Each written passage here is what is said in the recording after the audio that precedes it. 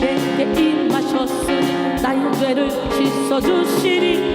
주의 영이 내게 임하셨으니 나를 새롭게 해주시리. 주의 영이 내게 임하셨으니 주의 권능 얻으리. 주의 영이 내게 임하셨으니 주의 복음 전하리라. 가난한 자에게 아름다운 소식을 전하게 하시려 기름 부어 주시네. 마음이 상한 자 고치며 포로된 자에게 자유를, 갇힌 자에게 또 힘을 선포하겠네. 눈먼 자에게 다시 보게 함을, 뚫린 자를 자유롭게 주의 은혜에 애를 전파하리라. 오늘 우리에게 주시는 말씀은 요엘 2장 28절에서 32절입니다.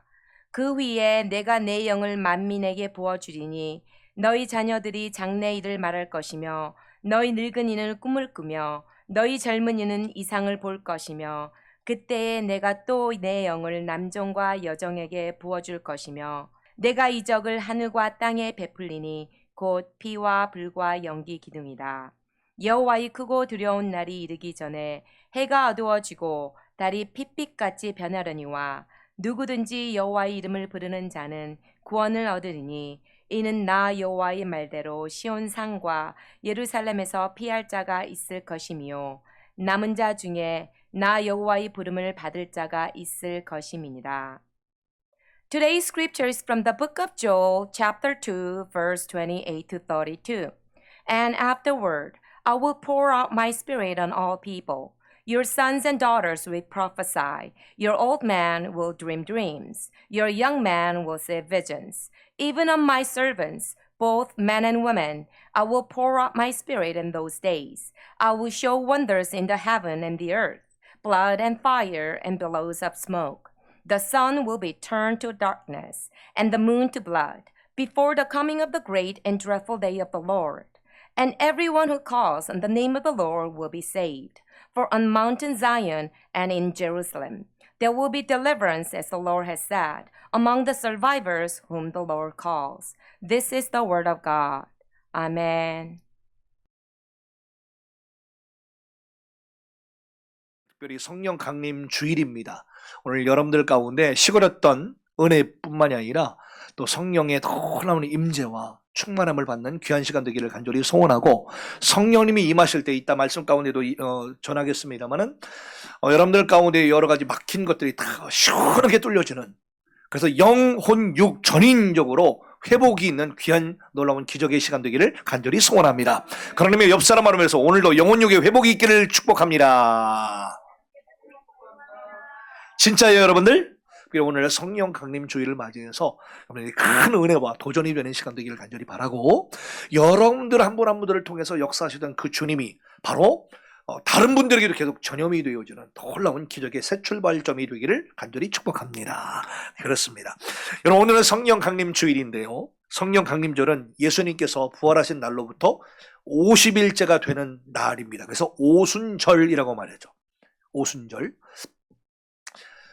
성령께서 불과 바람의 모습으로 초대교회 성도들에게 강력하게 임하셨던 것을 기념하는 그런 절기이자 날이 바로 이 성령 강림절입니다. 오순절날 성령이 임하셨기 때문에 오순절이 된 게 아니라 오순절날 성령이 임하셨던 거예요. 예, 그래서 사망 못에 이기시고 부활하신 예수님께서는 40일 동안 이 땅에 머무시면서 제자들과 함께 마지막으로 쭉 가르치시고 또 천국 복음을 마지막 전하시고 마지막 사명을 다 말씀해 주신 다음에 그동안 흩어졌던 제자들을 다 또 모으셨고 그들에게 또 사명 부여하시고 하나님의 일들을 다 마무리하는 마음으로 말씀하신 다음에 예루살렘 앞에 베다니 마을 근처에서 하늘로 승천하시게 됩니다. 그리고 우리 예수님께서는 앞으로 이제 세컨드 커밍, 재림 주로 앞으로 오실 줄로 믿습니다. 그 믿음을 가지고 살아가는 것이 우리 크리스찬들 아니겠습니까?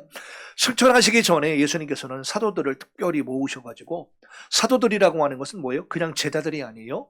많은 제자들 가운데서도 예수님의 12사도들을 말하는 겁니다. 그 사도들을 모으셔서 그들에게 특별히 분부하여 말씀하신 것이 있는데, 얘들아, 예루살렘 떠나지 말아라. 그리고 내게 들은 바 아버지께서 약속하신 것을 기다리라. 요한은 물로 세례를 베풀었으나 너희는 몇 날이 못 되어 성령으로 세례를 받으리라. 오늘 말씀의 제목이죠. 성령으로 세례를 받으리라 하셨느니라 그랬어요. 예수님께서 승천하시기 바로 직전에 이 말씀을 사도행전 1장 4절에 5절의 말씀을 하실 때에 제자들은 이 말이 무슨 뜻인지 못 알아들었습니다. 왜요? 당시 유대인들에게는 세례는 물 세례만 있다고만 알고 있었거든요. 성령 세례라고 하는 것은 이 땅에 예수님이 최초로 말씀하시는 거예요. 그러니까 성령 세례가 뭐야? 성령 세례가 뭐야? 다들 제자들끼리 막 수근수근 됐던 겁니다. 그 당시 1세기 유대인 사도들은 예수님의 말씀 중에 이 성령 세례가 무슨 뜻인지를 이해하지 못했는데, 당시에는 방금 말씀드린 대로 물 세례만 있었어요. 물 세례. 그 세례 요한도 물 세례를 예수님께 줬고, 또 많은 회개하고 돌아오는 자들에게 또 천국 복음을 선포하면서 회개하라 천국이 가까워하느니라 하면서 물 세례를 줬거든요. 세례 요한조차도 성령 세례를 준 바는 없어요. 그래서 수천 년의 역사, 인류 역사 가운데 성령 세례라는 말 자체를 들어본 일이 없었기 때문에 예수님께서 승천하시기 전에 약속하신 성령 세례라는 것이 도대체 뭐며, 마가의 다락방에서 120명의 문도가 모여서 막 기도할 때에 성령이 임하시기 전까지는 성령이 임하는 줄도 모르고 기도했던 거예요. 그런 상황 가운데 성령이 강력하게 임했던 거죠. 그러니까 우리는 이미 성령 세례가 뭔지를 알잖아요. 그래서 이 시간 말씀을 들으면서 말씀 가운데 역사하시고 말씀을 깨닫게 하시는 성령 세례가 각 사람 가운데 임하기를 간절히 소원해서, 오늘 방언의 은사뿐만이 아니라 여러분의 영과 혼과 육체적인 모든 병든 것까지도 다 회복되어지고 고침받는 놀라운 기적의 이 주일 예배가 되기를 간절히 소원합니다. 그렇습니다. 애굽의 노예 생활을 하던 이스라엘 백성들이 홍해를 건너서 자유자가 되잖아요. 홍해를 건너는 사건을 사도 바울은 물 세례를 받는 사건으로 해석을 했어요. 그래서 애굽에서 종살이하던 시대가 과거 죄에서 묶여있던 삶이었는데 홍해라고 하는 물을 건너게 됨으로 자유자가 됐다. 그래서 이 홍해라고 하는 것은 소위 물로 한번 다 씻김을 받으면서 건넜다는 의미로 해석을 해서 당시 초대교회 성도들을 가르쳤단 말이에요. 굉장히 탁월한 비유가 아닐 수가 없어요. 깨끗하게 하는 물로 옛사람의 옷을 과감하게 이제 벗어버리고 이제 새 사람의 옷을 입게 되었다라고 이제 비유로 가르쳤고, 당시 초대교회 성도들은 그걸 그렇게 이해를 했다는 겁니다. 근데 승천하시는 예수님께서는 이제 물 세례뿐만이 아니라 한 차원 훨씬 높은 성령으로 세례를 너희들이 받을 것이다 라고 약속을 해주셨다는 것입니다. 그 외에 오순절 성령 강림 사건으로 이제는 명실상부한 성령의 강한 임재와 역사를 통해서 이제는 예배, 똑같은 예배를 드렸어도 성령이 임재하는 예배를 드리게 되었고, 할렐루야. 그럼 우리도 우리 성령이 임재하는 예배를 드리기를 소원해야 되겠죠? 그렇죠. 그리고 말씀을 가르치고 설교하는 것도 성령이 임재하는 말씀을 전하게 되고, 그리고 선교라든지 구제라든지 봉사라든지 그 어떤 우리 작은 하나하나의 사역을 해도 하나님, 내가 오늘 이 반주가, 내가 오늘 이 사역, 음향 사역이, 내가 오늘 이 주방 봉사가, 내가 하는 모든 사역이 성령님과 함께 동행하는 모든 사역이 되게 해주세요. 이것이 우리 성도들의 당연한 기도의 제목이고 당연한 소원이 되어야 된다는 얘기죠. 하나님, 내가 오늘도 운전하는 그 순간에도, 내가 오늘도 잠자리에 드는 그 순간에도, 내가 오늘도 한 걸음 한 걸음 걸어가는 순간에도 성령님 같이 걸어가 주세요. 운전대 붙잡아 주세요. 심지어 병원에 누워있는 물조차도, 수술대에 올라가는 물조차도 하나님, 사람이 수술하지만 이 시간 집동하는 모든 의료진들에게도 성령님 붙잡아 주세요. 이렇게 기도하는 것 아니겠습니까? 그의 모든 우리의 기도의 제목들과 우리 삶의 모든 하나하나의 근원이 바로 성령이셔야 된다는 사실입니다. 할렐루야. 그리고 이렇게 선교하고 구제하고 예배하고 기도하고 가르쳤던 당시 AD 1세기의 초대교회에서부터 바로 성령의 역사에 의한 기독교의 주된 흐름들이 계속해서 형성이 되어 왔고 오늘날까지 이르게 되었던 것입니다. 즉 이 초대교회의 역사는 곧 성령의 역사예요.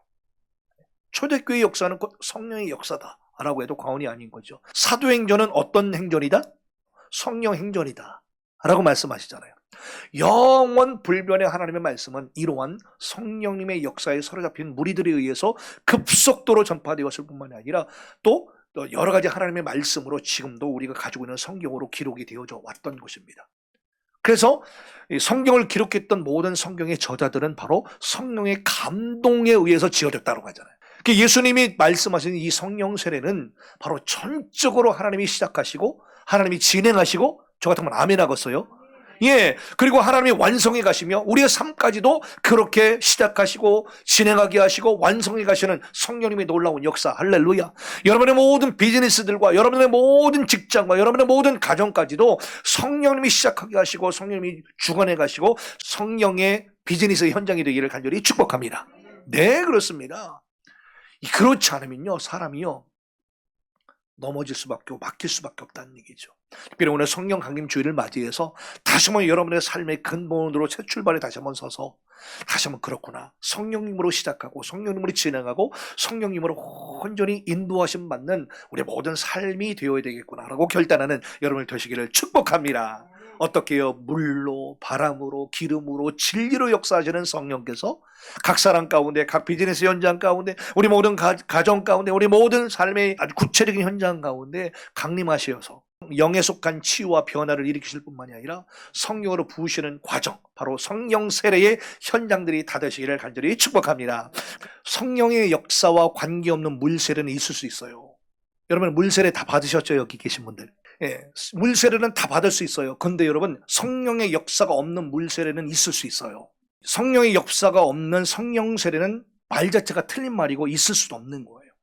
이 시간 성령의 역사가 강하게 임하는 성령 세례가 임하는 귀한 시간 되기를 간절히 소원합니다. 그러면 오늘 이 시간 성령의 역사가 강하게 임하시는 성령 세례를 다 받으시기를 간절히 소원합니다. 그런즉 너희가 어떻게 행할지를 자세히 주의하여 지혜 없는 자같이 하지 말고 오직 지혜 있는 자같이 하여 세월을 아끼라. 때가 악하니라. 그러므로 어리석은 자가 되지 말고 오직 주의 뜻이 무엇인가 이해하라. 술 취하지 말라. 이는 방탕한 것이니 오직 성령으로 충만함을 받아라. 이렇게 성령 세례의 주체가 되시는 성령 하나님은요, 삼위 하나님 가운데 한 분이세요. 그래서 삼위일체 중에 한 분이 바로 성령 하나님이세요. 그리고 이 성령 하나님은 교회와 하나님 나라의 본질이시란 말이에요. 그래서 성령 세례가 있는 곳에는 하나님의 말씀이 성취되는 놀라운 역사가 일어나게 됩니다. 성령 세례를 우리가 받을 때에 우리는 가장 먼저 내 죄를 깨닫게 돼요. 아, 내가 이렇게 죄가 많은 사람이고, 내가 이렇게 시커먼 사람이었고, 내가 이렇게 꽉 막힌 사람이었고, 내가 이렇게 꽉꽉 덮어놓만 놓고, 예, 이중적인 사람이었고, 너무나 어두운 사람이었구나. 내가 이렇게 하나님과 영적으로 소통이 안 되는 사람이었구나라는 것을 자꾸 깨닫게 되는 것이죠. 이거는 한두 번의 깨달음이 아니라 예배를 드릴 때마다, 은혜를 깨달을 때마다, 성령 세례가 임할 때마다 계속 깨닫게 되는 놀라운 영적인 사건이 아닐 수가 없는 것이죠. 네. 더 나아가서 회개하게 되죠. 내 인생의 참된 구주와 내 인생의 참된 주인이 누구시다? 바로 하나님이시구나 라는 것들을 철저히 깨닫게 하시는 은혜가 뭐냐? 성령 세례의 은혜라는 것입니다. 우리 성령 세례를 더욱더 사모합시다. 이렇게 강력한 성령 세례가 임할 때 우리는 우리의 성품이 바뀌는 놀라운 은혜를 경험하게 되고요. 예, 더 나아가 나의 존재 자체가 변화되어지는 놀라운 변화를 우리가 체험하게 될 뿐만이 아니라 내 인생 자체, 내가 진정한 새로운 피조물로서의 이제 거듭난 삶을 비로소 우리가 살게 될 뿐만이 아니고, 더 나아가 주께서 맡겨주신 사명을 온전하게 성실하게 꾸준히 감당하는 놀라운 은사와 능력들을 우리가 받게 되는 것입니다. 이게 성령 세례의 놀라운 은혜 중에 하나이라는 얘기죠. 이게 전폭적인 성령 세례 속에서 우리의 자아를 계속 부인하게 되고 전 존재를 하나님께 올려드리는 삶을 비로소 우리가 살게 되는 것입니다. 아까 말씀드렸죠. 성령 세례가 없는 물 세례는 얼마든지 있을 수가 있다. 그래서 우리는 다시 한번 우리 성령 강림 주일에 하나님, 내가 성령 세례받는 삶을 살게 해주세요. 성령으로 강력하게 임재받는 삶을 살게 해주세요. 이 간절한 소망이 오늘 예배를 통하여 불일 듯 일어나기를 간절히 축복합니다. 예, 이렇게 성령 충만의 상태에 이르러 성령의 사로잡힌 거룩한 기쁨을 누리는 우리 모두가 됩시다. 육의 생각은 영의 생각으로 바뀌게 되고요. 어둠으로 가득했던 우리의 내면은 빛으로 확 채워지게 될 뿐만이 아니라 죄와 우리의 삶의 어두운 부분에 지배를 받았던 삶이 이제는 성령님의 비로소 인도함을 받는 삶으로 우리가 변화되어진다는 것입니다. 할렐루야. 참으로 성령님은 모든 문제의 해답이세요. 모든 문제의 해답이시고요. 궁극적인 능력의 원천이세요. 제 아무리 똑똑하고 능력 있는 사람일지라도요, 여러분 성령님을 통하지 않으면요 어떤 하나님의 일도 우리가 제대로 감당할 수가 없어요. 예. 배운 것 없고 가진 것이 없는 사람일지라도 성령으로 임재 가운데 성령으로 살게 되는 분들은요, 놀라운 영적 파워와 많은 분들의 영적으로 존경을 받는 삶을 우리가 얼마든지 살아갈 수가 있게 되는 것이고요. 또 더 나아가 땅끝까지 가서 주님의 증인으로서의 삶을 살게 되는 것입니다. 영국의 설교자 찰스 스펄전 목사님 잘 아실 것입니다. 전 세계 가운데 설교의 황태자라고 하는 별명이 붙을 정도로 대단했던 설교에 영향력을 미쳤던 찰스 스펄전 목사님 잘 아실 것입니다. 이분이 설교하면서도요, 어느 날 본인이 느끼기에도, 본인이 보기에도 너무나도 형편없는 설교를 한 적이 있으셨다고 고백을 했어요. 네. 허둥대면서 더듬거리는 말로 막 설교를 하신 것 같아요. 그래서 오늘 설교는 죽었구나, 오늘 설교는 망쳤구나 라고 하면서 막 강단에서 내려와서 막 자기 가슴을 치면서 한탄을 하신 적이 있으셨다라는 고백을 했어요. 그래서 스펄전 목사님은 무릎을 꿇고 주님은 아무것도 없는 데서 필요한 것들을 다 행하실 수 있는 분이십니다. 저희 설교를 하나님 기름 부으시고 축복해 주시옵소서 하면서 막 기도를 하셨다는 거예요. 네. 그리고 그 다음 주에 설교를 더 잘해보려고 막 구상도 하고 묵상도 하고 막 생각을 하려고 엄청 노력을 하셨다는 거예요. 그래서 열심히 준비를 해가지고 다가온 주일날 설교를 아주 기분 좋게 또 마치셨다는 거예요. 예배가 다 끝났습니다. 교인들이 막 다가옵니다. 목사님 은혜 받았습니다 라고 했던 거예요. 근데 그 스펄전 목사님은요, 지난주 죽쓰고 망쳤던 설교하고 이번 주에 아주 잘했다고 생각했던 설교를 비교해서 그 결과를 알아보고자 했다는 얘기예요.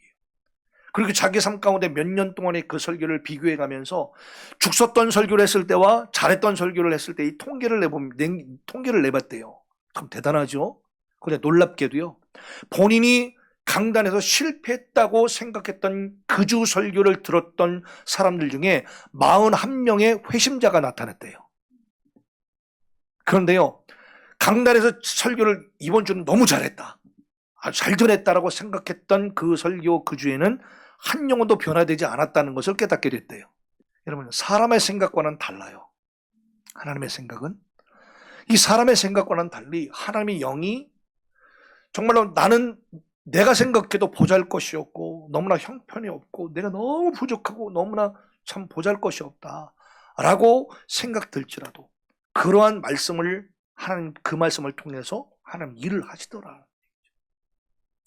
나같이 무명이고 나같이 부족한고 나같이 형편없는 사람을 통해서도 하나님은 얼마든지 일을 하실 수가 있다는 얘기예요. 예?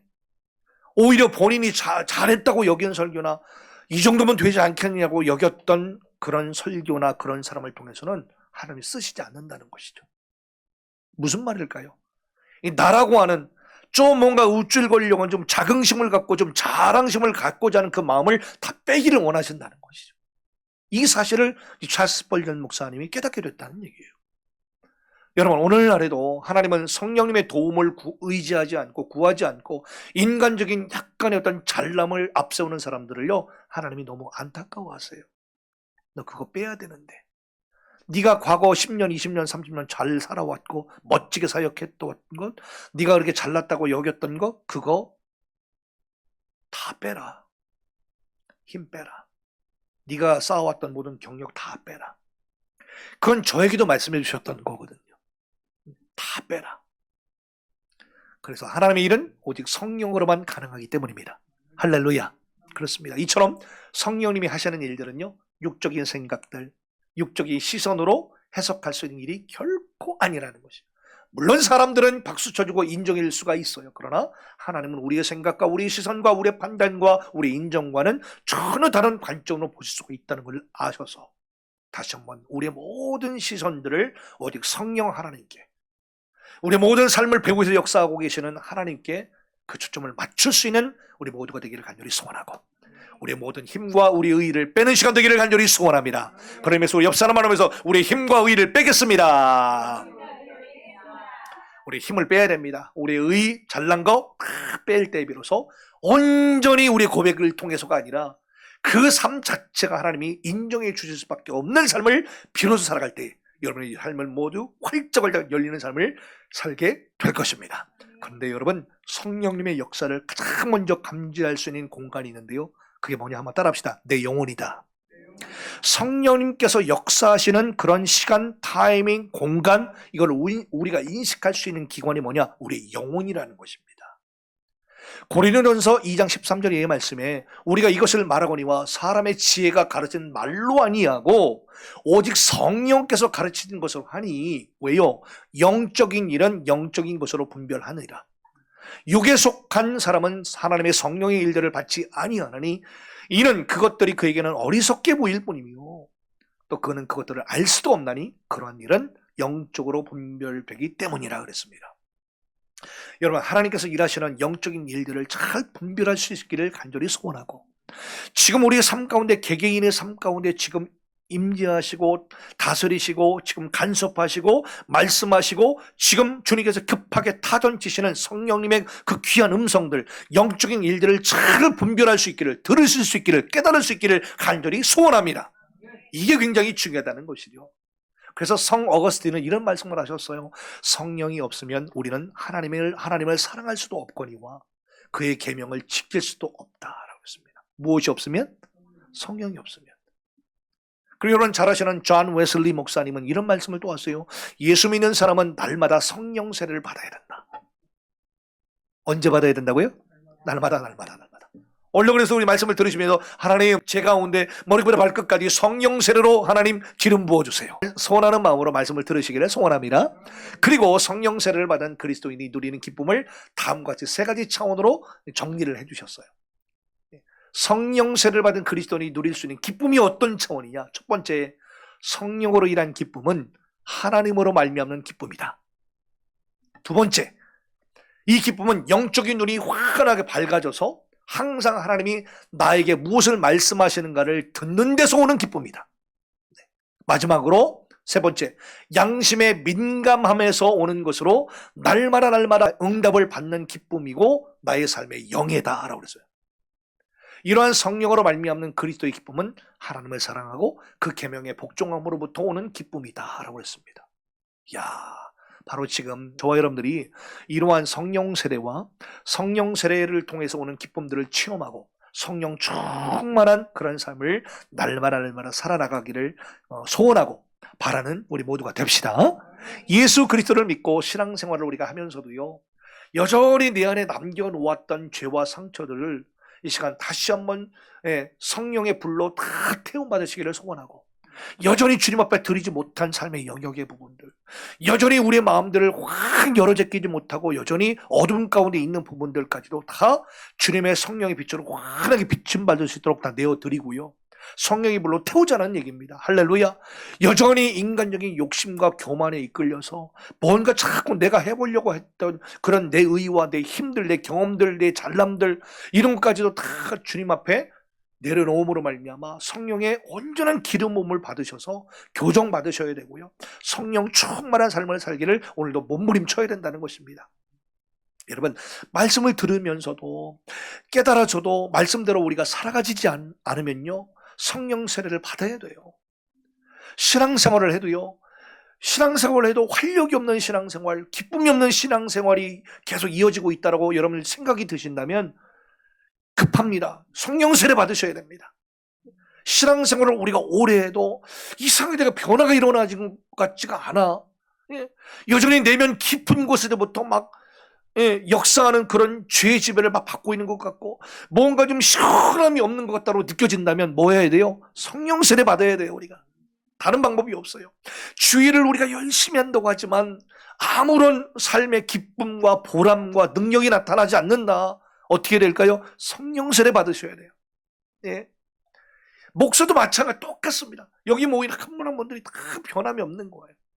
우리가 사도신경을 고백할 때만 나는 성령을 믿으며 라고 고백하는 것이 아니라 매사에 성령을 믿고 성령의 인도하심을 받기를 구하고 아침에 눈을 떠서 출근할 때부터 시작해서 하나님 모든 삶의 바쁜 삶을 살아가고 또 잠자리에 드는 순간까지 핸드폰이 나의 주인이요가 아니라 증자 성령님께서 나의 삶의 주인이심을 날마다 고백하면서 그렇게 그분의 인도하심을 받기를 몸부림치는 우리 모두가 되어야 될 줄로 믿습니다. 이렇게 성령 충만한 삶은요, 바로 이 천국의 의와 평강과 희락을 누리는 삶이자 성령의 열매를 풍성하게 맺는 삶이라는 것입니다. 이렇게 우리는 성령 충만해서 우리의 삶 속에서 하나님의 뜻을 온전히 이루어드릴 때에 비로소 최대의 기쁨과 행복과 삶의 보람을 마음껏 누릴 수가 있다는 사실입니다. 여러분, 우리 성령 세례 받읍시다.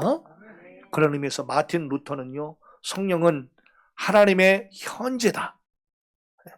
과거의 하나님이 아니라 오늘 지금 임하고 계시는 하나님의 현재라는 말을 했어요. 이래서 삼위일체 하나님은 성령으로 그 자신을 완전히 우리에게 내어주신다라고 했습니다. 그러므로 바로 지금 우리는 성령 세례의 은혜를 간절히 구해야 될 것입니다. 우리 예수님께서도요, 성령으로 잉태하셨죠? 그죠? 성령으로 성장하셨죠? 성령으로 사역하셨어요. 우리 예수님은요, 성령으로 또 십자가를 치시고 부활하신 셈이에요. 이처럼 성육신하셨던 예수님은 우리에게 철저히 성령의 힘을 힘입어 살아가는 삶의 본을 우리에게 보여주셨던 거예요. 그 요한복음 3장 34절의 말씀에 하나님이 보내신 이 바로 예수님은 하나님의 말씀을 하나니 이는 하나님께서 성령을 한량없이 주심이라. 누가복음 4장 18절 말씀에도 주의 성령이 내게 임하셨으니 이는 가난한 자에게 복음을 전하게 하시려고 내게 기름을 부으사 나를 보내사 포로된 자에게 자유를, 눈먼 자에게 다시 보게 함을 전파하며 눌린 자를 자유롭게 하고 주의 은혜의 해를 전파하게 하려 하심이라 하였더라. 할렐루야. 예수님이 제자들에게 말씀하시고 선포하신 말씀의 포인트도 바로 성령이 있으셨습니다. 예수님을 3년 동안에 따라다니면서 동고동락했던 제자들에게 그 어떤 무슨 훈련이나 수련이나 학습이나 이런 것도 강조하지 않으셨어요. 오로지 때마다 뭘 말씀하셨느냐? 따라합시다. 오직 성령을 받으라. 이거 말씀하셨거든요. 예수님이 가르치셨던 가장 중요한 포인트가 바로 성령 받으라 라고 말씀하셨던 거예요. 그러니까 지금은 제자들의 예수님의 말씀을 깨닫지도 못하고 또 제자들이 육의 욕심과 무지에 사로잡혀서 미련한 죄를 계속해서 반복되는 삶을 산다 할지라도 주님이 계속 소망을 가졌던 이유는 진리의 성령이 오시면 너희들을 모든 진리 가운데로 인도하실 것이다 라고 가르치면서 제자들을 포기하지 않으셨고 끝까지 그들을 잘 인도하셨다는 거예요. 그러니까 모든 삶의 소망을 지금은 답답하고 지금은 뭔가 소망이 없어 보여도 진리의 성령이 오시면 그 성령에서 너희를 다 진리 가운데로 인도할 거다라고 하시면서 모든 소망을 성령 하나님께 두셨다는 거예요. 할렐루야. 예, 여러분, 우리가 성령을 왜 받아야 되죠? 예, 육신으로 살면 육신으로 끝나기 때문입니다. 지 아무리 많은 사람들에게 칭찬받는 삶을 살아도요, 성령을 우리가 받지 않고 성령의 인도하심 가운데 살아가지 않으면 어떻게 될까요? 안타깝지만 육신으로 살다가 육신으로 끝날 뿐이라는 거예요. 여러분, 왜 성령이어야 되죠? 성령이 아니고서는 하나님을 알 수도 없고요, 하나님과 소통할 수도 없고요, 하나님의 마음과 뜻을 우리가 진짜 헤아릴 수 없기 때문이에요. 그래서 성령을 받아야 돼요. 예. 라이나르트 본케라고 하는 사람은 이런 말을 합니다. 기독교의 모든 생명은 성령 안에 있다. 성령으로 말미암아 하나님의 아들은 기름 부음 받은 자가 되었다. 우리도 성령 안에서 행하고 성령 안에서 사랑하며 성령 안에서 살며 성령으로 충만하며 성령으로 노래하며 성령의 열매를 맺어야 된다라는 말을 했어요. 멋진 말 아니에요, 여러분들? 요한복음 16장 13절의 말씀에 그러나 진리의 성령이 오시면 그가 너희를 모든 진리 가운데로 인도하시리니 그가 스스로 말하지 않고 오직 들은 것을 말하며, 심지어 예수님도 장래일을 너희에게 알리시리라. 그가 내 영광을 나타내리니 내 것을 가지고 너희에게 알리시겠습니다. 그러니까 예수님도 성령을 통하여 말씀하셨지만 심지어 성령님도 예수님의 것을 말하게 하신다는 거예요. 성령님조차도 삼위일체 하나님이기 때문에 그냥 자위적으로 막 활동하시고 말씀하시는 것이 아니라 바로 예수님을 통해서 말씀하시는 거예요. 성령님은 예수님을 통해서, 또 예수님은 성령님을 통해서 이렇게 유기적으로 활동하신다는 거예요. 말씀도 하시고. 참으로 제자들은 성령 받기 전까지는 영적 깨달음을 얻지를 못했습니다. 그들은 예수님이 행하신 기적들을 직접 눈으로 봐요. 예, 예수님의 직접 말씀을 들어요. 그 병 고치신 것을 다 눈으로 봅니다. 귀신 쫓아내는 기적들을 너무나 많이 봤기 때문에 웬만한 기적들은 뭐 기적이라고 생각도 안 했을 것 같습니다. 예. 그럼에도 불구하고 예수님이 선포하셨던 그 진리를 깊이 있게 깨닫지 못했다는 얘기죠. 왜요? 성령을 받지 못했기 때문에. 성령세를 받지 못했기 때문에.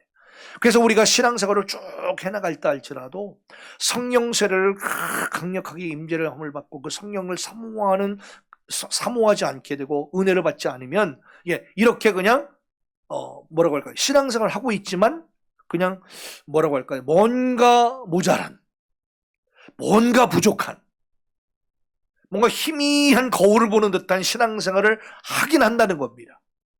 뭔가 뚜렷한 어떤 그런 신앙생활을 하지 못한다는 것이죠. 말씀을 전해요. 신앙생활 합니다. 사역 다 합니다. 충성봉사도 우리가 다 합니다. 신앙생활하면서 할 수 있는 거 우리가 다 해요.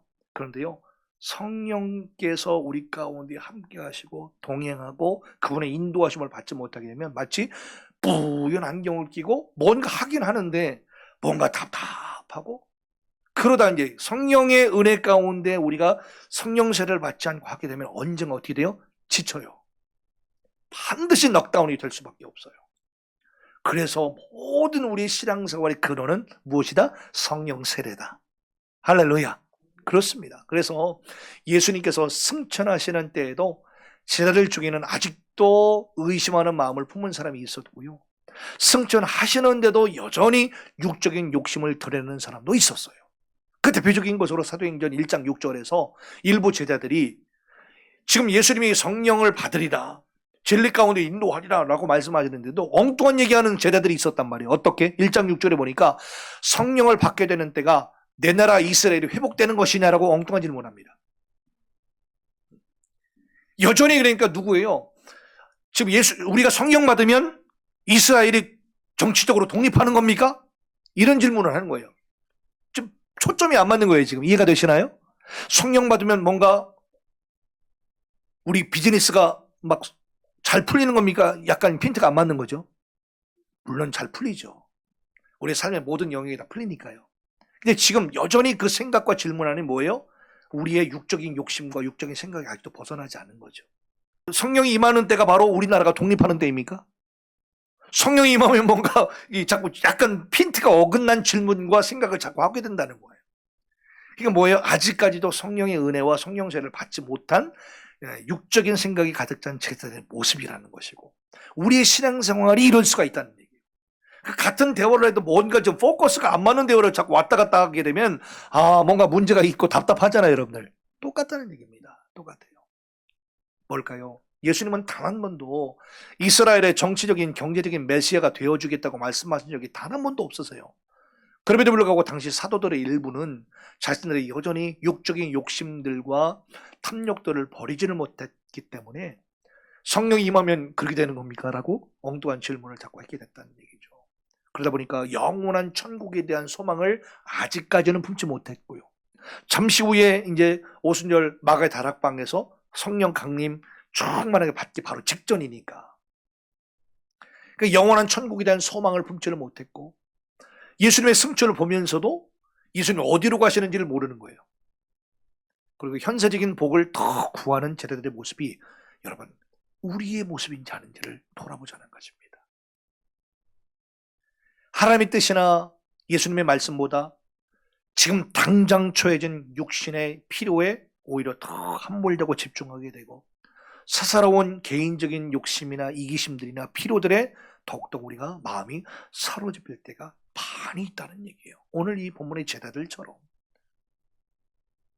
예수님이 승천하신 후에 예수님의 명령대로 예루살렘에 머물며 그때부터 이제 기도하기 시작하죠. 예루살렘을 떠나지 않은 일이 당시 제자들에게 쉬운 일은 결코 아니었어요. 왜 그럴까요? 예수님이 부활하시고 승천하셨잖아요.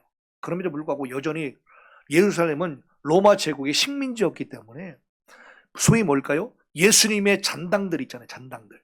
소위 사도들, 제자들, 이 사람들은 여전히 생명의 위협을 느꼈어요. 제일 체포 1순위였다는 얘기입니다. 그러니까 예루살렘에 머물라라고 말씀하실 때에 예루살렘에 머물 것이 그대로 순종하기가 굉장히 어려웠다는 얘기예요. 왜? 예수님의 잔당의 무리들을 여전히 잡으려고 혈안이 되어 있었기 때문에 로마 제국뿐만이 아니라 당대에 유대인이었다가 기독교로 개종을 한 사람들이 많았기 때문에 열혈 유대인들, 정통 유대인들 입장에서는 배교자들이잖아요.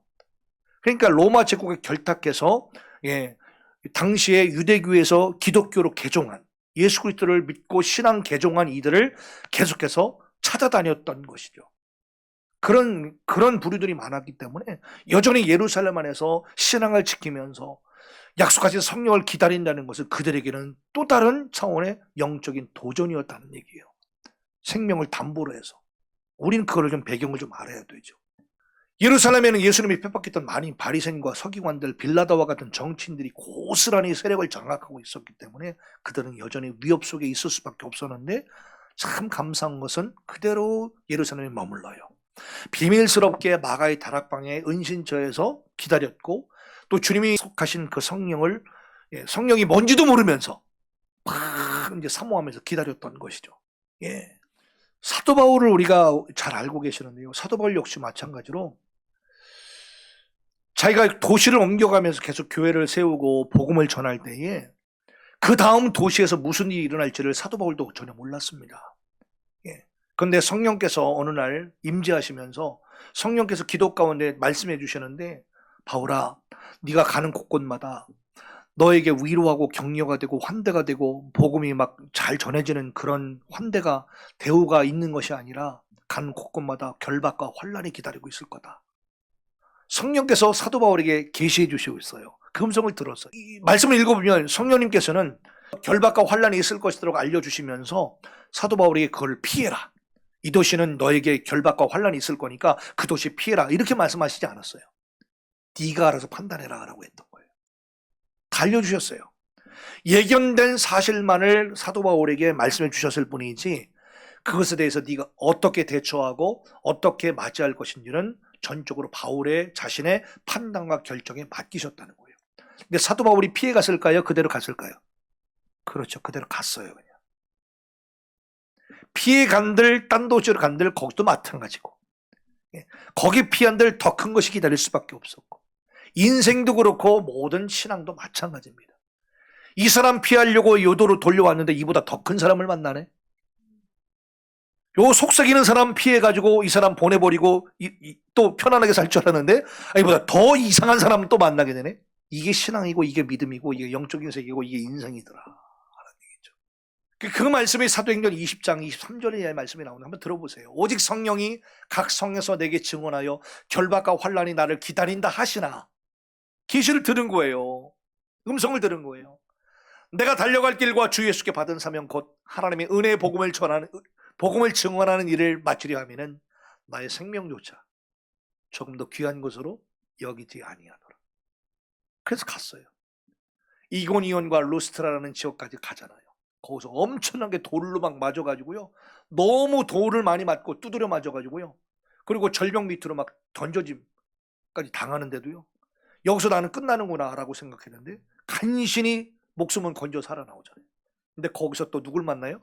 믿음의 아들 디모데를 또 만나게 돼요. 이런 여러 가지 사건들. 예수님의 제자들 역시 약속하신 성령을 기다리라는 그 주님의 말씀 그 한마디만 붙잡고 그냥 예루살렘에 머물러요. 생명이 위태롭고 결박과 환란이 버젓이 기다리고 있는 상황임에도 불구하고 언제 성령이 뭔지도 모르고 성령이 언제 오실지도 모르고 뭐 아무것도 아는 게 없었지만 그냥 기도에 막 몰입을 하는 거예요. 그리고 말씀하신 성령이 뭔지도 모르면서 성령이 오시기를 그냥 사모했다는 얘기예요. 120명의 무리가 마음을 같이해서 기도에 힘쓰게 됩니다. 결국 성령은 당시의 절기 중에 하나였던 오순절에 기도하는 공동체 가운데 임합니다. 그리고 오순절은 6월절이 지나고 난 다음에 50일째 되는 날이라고 말씀을 드렸는데 그게 이제 오순절이었고요. 그날에 성령이 임했기 때문에 오늘날 그것이 바로 오순절 성령 강림 사건이다라고 말씀하고 있는 거예요. 예수님이 승천하시고 꼭 열흘 만에 성령이 강림한 거죠. 예수님이 40일 동안 같이 제자들과 있었죠. 그리고 성령이 강림하신 오순절 50일이 지난 다음이니까 꼭 말씀하신 다음에 열흘 기다리는 거예요. 열흘. 이야. 이렇게 오순절에 나타난 성령 강림은 비로소 교회라고 하는 공식적인 출범을 확정짓는 날이었습니다. 이게 왜 그럴까요? 교회는 곧 성령 공동체이기 때문에. 그래서 성령이 안 계시는 교회는 사실 건물일 뿐입니다. 그러므로 우리 백성교회가 성령 강림이 많은 재단 되기를 소원하고, 여러분 한 분들이 성령이 거하시는 몸이라고 거룩한 전이라고 하셨기 때문에 여러분이 비로소 한 교회요, 성령이 충만하게 내주 역사하시고 거하시는 여러분들이 다 성전이 되기를 간절히 소원합니다. 그렇습니다.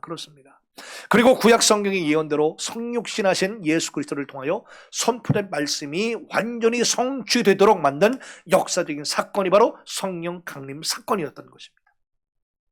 성령이 임할 때 그들의 공동체 안에는 어떤 현상들이 벌어졌죠? 성령 임했기는 맞는데 어떤 겉으로 현상학적으로 나타났냐면 급한 강한 바람 소리가 들렸다는 겁니다. 휙 하는 그런 급하고 강한 소리가 막 들렸다는 거죠. 오늘 여러분 그 믿음을 가지시고 여러분들의 심령 속에, 그리고 우리 모든 재단 가운데 급하고 강한 바람 소리와 같은 성령이 임하는 놀라운 은혜가 있기를 간절히 소원합니다. 그리고 불의 혀같이 갈라지는 놀라운 불의 역사가 동시에 임했죠. 그러니까 불이 각 사람에게 임했다고 그러잖아요. 아주 독특한 성령 강림 사건이 현상학적으로도 일어났던 거예요, 당시에. 또 여기에 동시에 성령을 받은 사람들이 성령이 말하게 하심을 따라 정확한 문법을 동반한 다른 나라 외국어 방언이 터진 겁니다. 그러니까 우리처럼 그런 일반적인 방언이 아니라 옆 사람이 다 알아들을 수 있는 외국어 방언이 터진 거예요. 이 실질적으로 각 나라의 각 언어의 정확한 문법의 방언이 모든 각 사람 가운데 다 터져버린 거예요. 120명이 모여서 120명이 외국어 방언이 터졌으니 몇 개의 언어가 나왔을까요? 네, 120개의 언어가 나왔을 거라는 추측을 하는 겁니다. 왜 그러느냐? 당시 6월절 끝나고 이제 오순절 당대에는 이스라엘의 3대 명절이었기 때문에 전 세계 방방곡곡에 흩어졌던 디아스포라 유대인들이 전부 다 예루살렘에 모였습니다. 다 그 사람들이 자국 방언을 다 알아들은 거예요. 야, 놀라운 은혜죠. 이런 방언이 터진 거예요. 각국 천하에서 온 사람들이 그 소리를 자기 말로 알아들 수 있었던 이 방언이 터졌다는 얘기죠. 와. 동시에 그때의 이 놀라운 성령의 생명 세례와 성령의 역사를 경험했던 이 사람들은 마치 그들의 모습이 술 취한 사람이 술 기운에 이끌리듯 성령 세례를 받은 사람들이 성령의 능력이 이끌린 그런 모습으로 보여졌다는 겁니다. 그래서 아까 저 말씀드린 대로 술 취하지 말라, 이는 망탕한 것이니 오직 성령의 충만을 받으라 그러고 있잖아요. 헬라 원문으로 보면 어떻다고요? 술 취하지 말라, 이는 방탕한 것이니 오직 성령으로 취하라 라는 본문입니다. 이게 헬라어 본문의 원문이에요. 이게. 여러분 성령으로 취하시기를 소원합니다. 성령으로 취하면 어떻게 될까요? 술 드셔본 분들 아시죠? 기분이 좋아지고 좀 업된 것 같고 좀 해롱해롱하는 것 같고 뭐 그런 거잖아요. 똑같은 현상이라는 겁니다. 이게. 그러니까 이들의 모습을 보고 마치 새술에 취한 것 같다라고 표현하잖아요. 그리고 이때 새술에 취해가지고 이제 기도가 어느 정도 딱 끝나고 성령으로 충만한 상태에서 이제 눈을 뜨게 됩니다. 기도가 끝난 겁니다. 그때 누가 일어나요? 베드로가 대표로 일어납니다. 그리고 베드로가 설교합니다. 그 설교 본문이 오늘 바로 성경 본문인 요엘서 2장 28절로 32절이었습니다. 이걸 인용하면서 오늘 이렇게 마가다락방에 모였던 120명의 성령 강림 사건을 통해 나타났던 성령의 역사의 현상에 대해서 성경적인 설명을 쫙 베드로가 하기 시작합니다. 우리가 미친 게 아니다. 우리가 술에 취한 게 아니다 라고 하면서 쫙 말씀을 전하는데 그게 오늘 본문이죠. 이는 곧 선지자 요엘을 통하여 말씀하신 것이니 일러스되 하나님이 말씀하시기를 말세에 내가 네 영으로 육체에 부어주리니 너희 자녀들은 예언할 것이요 너희 젊은이들은 환상을 보고 너희 모든 늙은이들은 꿈을 꾸리라. 그때 내가 내 영을 내 남종과 여종들에게 부어주리니 그들이 예언할 것이요 또 내가 위로 하늘에서는 기사를 아래로 땅에서는 징조를 베풀리니 곧 피와 불과 연기로다. 주의 크고 영화로운 날이 이르기 전에 해가 변하여 어두워지고 날이 변하여 피가 되리라. 누구든지 주 이름을 부르는 자는 구원을 받으리라. 예, 이 말씀을 오늘 본문의 말씀을 베드로가 본문 삼아서 담대하게 말씀을 전했던 거예요. 우리가 미친 게 아니고 우리가 취한 게 아니라 이 말씀이 오늘 이 교회 공동체 가운데 임한 놀라운 역사적인 사건이다. 여러분, 오늘 본문의 주인공인 요엘 선지자를 한번 소개해 드립니다. 남유다의 요아스 왕 때 활동했던 선지자인데요. 당시에는요, 정치적으로, 경제적으로, 사회적으로 너무나도 혼란한 시기에 말씀을 선포했던 예언자였습니다. 어린 나이에 왕으로 세워졌던 당시 왕인 요아스라는 왕은 처음으로 하나님 보시기에 정직하게 행했던 왕이었고요. 하나님의 말씀을 준수하려고 노력했습니다. 소위 말하는 영성개혁이라고 할 수 있을 만큼 아주 강력한 리더십으로 어린 나이임에도 불구하고 파손된 성전을 막 수리하고 백성들을 막 독려해가지고 하나님을 경외하고 하나님을 섬길 수 있도록 막 독려했던 왕이었었습니다. 그런데요, 이랬던 젊은 왕 요아스가 옆에서 서포트했던 제사장 여우야다라는 제사장이 있었는데, 여우야다가 사망을 하게 됩니다. 그러니까요, 그때부터 하나님을 버리고 우상 섬기는 죄를 범하기 시작하고 타락하고 맙니다. 너무 신기하죠? 제사장 하나 죽었다고 왕이 이렇게까지 바뀔 수 있나? 그런 의미를 통해서 이게 우리가 이해가 안 되는 상황이에요. 이렇게 영성개혁을 이루고 그렇게 하나님을 바로 섰던 왕이었었는데, 제사장 하나가 죽음으로 인해서 이 왕이 이렇게까지 돌변해서 타락을 하나? 그래서 영적인 안내자가 이렇게 중요한 거구나. 이거를 본문을 통해 다시 한번 알게 돼요. 당대의 영적인 안내자였던 제사장이 딱 죽으니까 이 영성개혁을 이끌었던 젊은 왕이 요아스가 돌변해가지고 영적으로 또 도덕적으로 윤리적으로 타락하기 시작하는데, 결국 이 리더십의 타락은 국가의 타락으로 이어지게 되고요. 유다 민족은 하나님을 떠나서 그때부터 막을 행하면서 막 패망일로 걸어나가는데, 이거 무섭더라고, 성경 읽으면서요. 그래서 영적인 안내자가 이렇게 중요한 거구나. 다시 한번 깨닫게 되죠. 하나님 그런 유다 백성들을 다시 한번 막 깨닫게 해주시려고 환란을 막 허락하셨고, 오늘 본문의 주인공인 요엘 선지자를 들어서 백성들을 다시 한번 깨닫게 되는 그런 말씀을 막 선포했던 겁니다. 당대에 이렇게 막 타락으로 막 치닫고 있는 이스라엘 백성들에게 하나님께서 이제 재앙을 내리기 시작하시는데, 일시적으로 재앙을 내리는데, 어떤 재앙이었냐면, 여러분 따라합시다. 메뚜기 재앙을 내리세요. 상상만 해보세요. 메뚜기가 휩쓸고 지나가는 겁니다. 메뚜기 재앙을 만난 유다에는 먹을 음식이 없어서요, 아무리 열심히 농사짓고 열심히 일을 해도 어떻게 됩니까? 갑자기 들이닥친 메뚜기 떼로 인하여서 추수할 게 없는 거예요. 그게 바로 요엘서 1장 4절의 말씀에 팥종이가 남긴 것을 메뚜기가 먹고, 메뚜기가 남긴 것을 너치가 먹고, 너치가 남긴 것을 황충이 먹어도다. 아주 설상가상이죠. 그들에게 또한 극심한 가뭄이 찾아와요. 뿐만 아니라 유다 백성들은 씨앗을 심어도 흙 아래서 뿌리가 다 썩어버리는 그런 가뭄의 재앙까지도 겹쳐서 막 임하는 겁니다. 여러분들의 삶 가운데 이렇게 막 설상가상으로 계속 막 재앙과 같은 안 좋은 일들이 계속 겹치고 있습니까? 다시 한번 영적으로 우리 자신들을 진단해 볼 필요가 있는 때라고 우리가 생각해야 되는 거예요. 아무리 애를 써도 문제를 해결할 수가 없는 겁니다. 그런 중에 그들은 더 설상가상으로 외국 이방 군대의 침략을 받아요. 나라가 초토화됩니다. 온 이스라엘 가운데 유다 땅에 탄식과 절규 소리가 가득합니다. 절망의 기운이 막 가득한 상황입니다. 막 말씀을 읽기도 힘들 정도예요.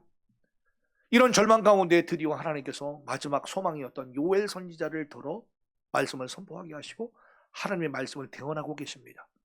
바로 이 모든 원인이 뭐냐? 하나님을 떠난 영적인 죄이다. 이 모든 원인이 왜 그러냐?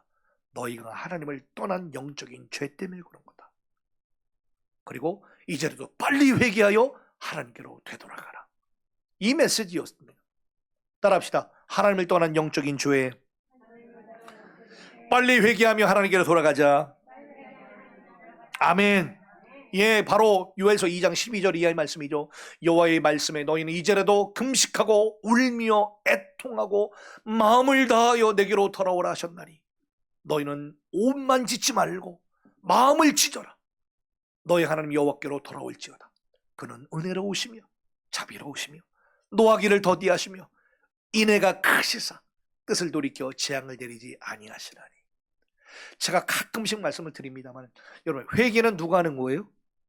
우리가 하는 겁니다. 인간이 하는 겁니다. 그런데요, 요엘서 말씀에 또 등장하는 것이 그가 뜻을 돌이켜 재앙을 내리지 아니하시냐라고 할 때 하나님이 뜻을 돌이킨다는 말이 하나님이 돌이킨다, 슈브, 하나님이 회개하신다는 뜻입니다. 이게 원래 신성 모독적 표현이에요. 하나님을 회개하는 분이 아니에요. 그럼에도 불구하고 하나님을 떠나고 영적인 죄를 범한 백성들에게 이제는 재앙과 저주밖에 내릴 것이 없, 한번 내가 그냥 치리라 라고 결단하셨던 우리 하나님께서 백성들이 다시 한번 돌아오고 회개하는 소리를 듣고 하나님이 회개하신다는 겁니다. 아주 은유적인 표현이에요. 와, 여러분들의 기도가, 여러분들의 소원이 하나님의 마음을 돌이킬 수 있는 간절함이 있기를 간절히 소원합니다. 놀라운 은혜이지요. 모세가 막 죄악 중에 하나님을 배반하고 다시 애국으로 막 돌아가겠다고 땡깡 쓰고 있을 때 하나님, 차라리 저에게 벌을 내려주세요. 하나님이 이스라엘 백성들을 출애굽해서 여기까지 인도하신 것, 주변의 이방 민족들이 지금 다 보고 있는 상황인데 하나님이 이달의 이 민족을 출애굽시켜 주신 이 백성이 하나님이 직접 이 백성을 치신다면 주변에 있는 이방 민족들이 하나님을 비웃을 것 아닙니까? 하나님, 제발 이 하나님의 진노를 거두어 달라고 기도할 때 하나님이 뜻을 돌이키사, 하나님이 회개하셨다는 표현이에요. 슈브. 저와 여러분들이 이런 기도의 일꾼들이 되기를 소원합니다. 와. 이와 같이 요엘 선지자의 외침은 구약성경 전체를 통해서 선포된 하나님의 본심이셨어요. 본심. 그렇습니다. 천하 만물을 주관하시는 하나님께서 저 여러분들의 삶을 혹시라도 간섭하시다 치실 때, 하나님이 나를 지금 막으셨다고 생각될 때, 나를 하나님이 지금 때리셨다고 생각이 혹시 들 때에 우리는 다시 한번 다른 생각 말고 하나님의 뜻을 깨닫고자 힘쓰는 지혜로운 성도 여러분들이 됩시다. 하나님이 회개하면 언제든지 성령을 선물로 주십니다. 언제든지 우리가 회개하면, 돌아오면, 뜻을 돌이키면 복의 은혜를 허락하시는 분이십니다. 내 힘으로 일컫는 내 백성이 그들의 악한 길에서 떠나 스스로 낮추고 기도하여 내 얼굴을 찾으면 내가 하늘에서 듣고 그들의 죄를 사하고 그들의 땅을 고칠지라. 이제 이곳에서 하는 기도에 내가 눈을 들고 귀를 기울이겠다라고 주님이 약속하셨어요. 할렐루야. 이에서 요엘 선지자는 계속 이어서 성령을 만민에게 부어주겠다는 오늘 본문의 말씀을 마지막으로 선포하면서 비로소 성령 세례야말로 모든 인생의 지향과 막힌 담과 환난 속에서 하나님이 취하실 수 있는 유일한 해결 방안임을 우리에게 말씀해 주셨다는 사실입니다. 무엇이요? 따라합시다. 성령 세례. 네. 그래서 오늘 본문의 말씀 28절 이후에 그 후에 내가 내 영을 만민에게 부어주리니 너희 자녀들이 장래일을 말할 것이며 너희 늙은이는 꿈을 꾸며 너희 젊은이는 이상을 볼 것이며 그때에 내가 또 내 영을 남종과 여종들에게 부어줄 것이며 내가 이적을 하늘과 땅에 베풀리니 곧 피와 불과 연기 기둥이라. 할렐루야. 따라합시다. 꿈을 꾸겠습니다. 아니, 꿈을 꾸고 싶습니다. 장래일을 말하고 싶습니다. 이상을 보고 싶습니다. 여러분 정말 소원이시죠? 네, 그러면 성령 사모합시다. 성령 세례 받으시기를 축복합니다. 살아계신 하나님은 애통한 마음으로 회개하며 은혜를 간절히 구하는 자들에게 성령 세례를 허락해 주십니다. 남녀노소 할 것 없이 구하는 이는 성령을 받을 수가 있습니다. 성령 받은 사람은 누구나 하나님의 일들을 깨닫게 됩니다. 천국의 이상을 보게 되고 꿈을 꾸게 됩니다. 할렐루야. 요엘은 나이가 너무 많아서 더 이상 꿈을 꿀 수 없는 나이 많으신, 성경에는 늙은이라고 표현했는데, 그죠? 나이 많은 우리 어르신들께서도 주의 영만 받으면 어떻게 해요? 꿈을 꾼다고 말씀했습니다. 어려서부터 이치분별도 쉽게 할 수 없는 어린 자녀들까지도 성령 받으면 장래일을 어린아이를 통해서 말하게 하신다고 그랬습니다. 뿐만 아니라 우리 삶이 절망스러운 상황 속에서도 체념할 수밖에 없고 낙담할 수밖에 없는 우리의 모든 형편과 상황이라 할지라도 젊은이들조차도 성령 받으면 이상을 볼게 될 것이다 라고 말씀에 약속해 주셨습니다. 오늘 우리도 성령 세례 받으면 문제가 많은 삶 속에서 문제를 이기는 삶을 살게 되는 것입니다. 우리의 삶이 요엘의 시대처럼 여러 가지 재앙과 기근과 전쟁과 전염병이 난무하여서 문제가 끊이지 않는 삶을 우리가 산다고 생각될지라도 다시 한번 성령 세례를 받게 되면 하늘의 지혜와 하늘의 능력으로 문제와 여러 가지 어려운 상황 그 이면 뒤에서 문제를 능동적으로 해결하며 환경을 초월해 나가면서 그 앞에 뒤에 것들을 바라보며 또 장래와 미래의 것들을 바라보며 오늘 우리의 삶을 멋지게 꾸준히 포기하지 않고 달려나갈 수 있게 될 줄로 믿습니다. 다시 한번 물로, 바람으로, 기름으로, 진리의 말씀으로, 타오르는 불로 역사하는 성령 세례를 다 받으시기를 간절히 소원합니다. 옆 사람을 믿어 성령으로 은혜를 받읍시다. 할렐루야, 할렐루야. 이것이 바로 크고 두려운 날이 이제 재앙이 아니라 여러분들에게 축복의 날이 될 것이고 회복의 날이 될 것이고 보상의 날이 반드시 될 것입니다. 여호와 이름을 부르며 성령 세례를 받은 사람은 온전히 나의 모든 피난처가 주님께 있음을 아는 사람들이고 모든 사망 권세 절망의 폭이 다 이기게 될 뿐만이 아니라 회개하는 심령으로 성령 구하며 성령 세례를 받는 멋진 성도들로 우뚝 서게 될 것입니다. 성령 구합시다.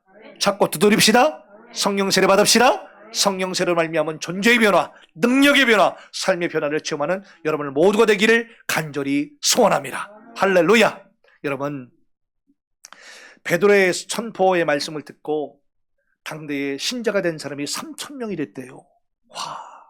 그리고 이 말씀 듣고 회심한 사람들도요, 하나같이 베드로와 같이 거기 120명의, 처음에 120명이 교회로 시작됐는데요. 어떻게 해요? 그 다음부터 세례받아요. 그 물세례뿐만 아니라 성령 세례까지 받게 되겠죠. 성령 체험했어요. 뜨거운 열정과 순수한 사랑으로 당대 6월절 오순절날 모였던 많은 디아스포라 유대인들이 다시 성령 세례 받고 초대교회 공동체 기독교인으로 개종하는 놀라운 사건이 일어나게 된 거예요. 이건 어마어마한 사건입니다, 여러분들. 유대인들의 엄청난 시기와 질투와 어떤 테러의 타겟이 되었다고 해도 과언이 아닌 놀라운 사건이에요, 여러분들. 성령 세례를 받은 초대교인들은 이제 막 예수를 믿기 시작하셨을지라도 예수님의 사랑과 용서와 섬김과 희생의 정신을 따르며 아름다운 천국 공동체를 그때부터 시작할 수 있었다는 것이에요. 여러분, 우리는 반드시 방금 말씀드린 대로 잊지 말아야 될 것은 당시에 지금 베드로가 막 설교해서 3,000명이 전도돼서 돌아왔다고 하는데 그 3,000명은 대부분이 이방인들도 있었지만 유대인 출신이었던 사람들이 있었다고 그랬잖아요. 그들이 유대인이었다가 기독교로 개종한 사건은 목숨을 거는 사건이었습니다. 사도 바울도 각 도시에 다닐 때마다 암살단들이 따라다녔다고 그러잖아요. 그 정도로 생명을 건 사건이었다는 얘기죠. 이렇게 오늘도 변함없이 성령 세례가 있는 곳에는 영혼이 막 살아나고 교회가 세워지는 부흥과 변화의 역사가 나타나게 되는 것입니다. 오늘 우리 이 자리가 그런 자리가 되기를 간절히 소원합니다. 예, 여러분, 더 이상 우리 개인적인 욕망에 우리 마음의 먹이를 자꾸 주지 말고 성령이 온전하게 이끌리셔서 치열하게 순종하시면서 우리 안에 남아있는 여러 가지 육적인 생각들과 이기적인 마음들을 과감하게 버려버리고 온전히 이타적인 마음과 사랑과 나눔을 실천하면서 온전한 기쁨과 보람과 그러한 올곧은 일념의 마음으로 하나님을 찬미하며 신앙하며 나가는 우리 모두가 되기를 간절히 소원합니다. 여러분, 조정민 목사님이라고 아실 겁니다. 서울의 그 청담동의 베이직교회 목회하고 계시는 조정민 목사님이 있는데 이분이 왜 성령인가? Why Holy Spirit? 이라는 책을 썼는데요. 거기 이런 구절이 나옵니다. 왜 성령인가? 왜 성령인가? 내 탐욕을 이기고 나 자신을 이기는 유일한 길이기 때문이다. 왜 성령인가? 크리스천이 크리스천 될 수 있는 유일한 길이기 때문이다. 왜 성령인가? 교회가 교회일 수 있는 유일한 길이기 때문이다. 성령이 오셔야 옛사람이 무너지고 새사람으로 산다. 왜 예수인지, 왜 오직 예수인지, 왜 오직 성령인지 그 깨달음을 얻는 사람만이 진정한 리얼 크리스천이 될 수 있기 때문이다. 이런 말을 했어요. 멋진 말이죠? 뿐만 아니라 성령의 세례를 받은 사람은 문제보다 더 큰 능력을 받게 되는 것입니다. 옆 사람 말하면서 문제보다 더 큰 능력을 받겠습니다. 네, 여러분, 문제보다 더 큰 능력 받게 되면 여러분들 영혼육이 고침받기 시작합니다. 인생에 닥쳐온 모든 재앙과 혼란 속에서도 넉넉히 이길 수 있는 힘을 얻게 되고 영원하고 참된 피난처가 되시는 예수 그리스도께 오로지 집중할 수 있고 주목할 수 있는 눈이 활짝 열리게 되는 것입니다. 영적인 눈이 열리길 소원합니다. 그래서 종교개혁자 조한 칼빈은 하나님의 역사, 예수 그리스도의 중요성, 성령님의 사역은 그리스도인이 공동체 생활을 통해 잘 알 수가 있다라고 봤어요. 오늘 우리는 삶에서 성령의 열매를 맺기 위하여 성령으로 세례를 받아야 됩니다. 삶에 닥쳐오는 모든 문제를 극복하고 우리 삶의 환경 속에서 일어나고 있는 많은 문제들을 능히 초월할 수 있기 위해서 우리는 반드시 성령 세례를 받아야 됩니다.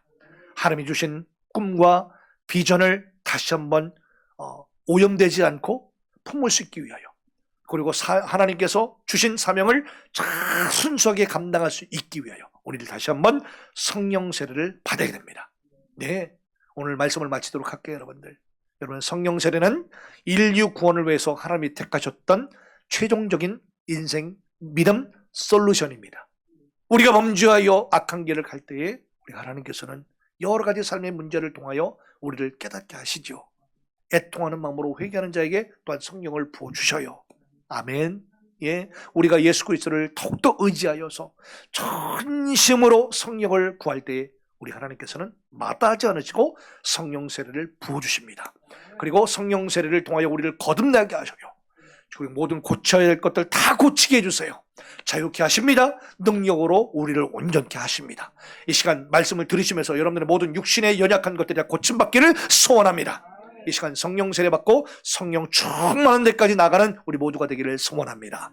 네, 그래서 이 말세에 여러 가지 삶의 문제 속에서도 하나님의 뜻들을 끝까지 이루어 드릴 수 있는 멋진 성도를 다 되시기를 축복합니다.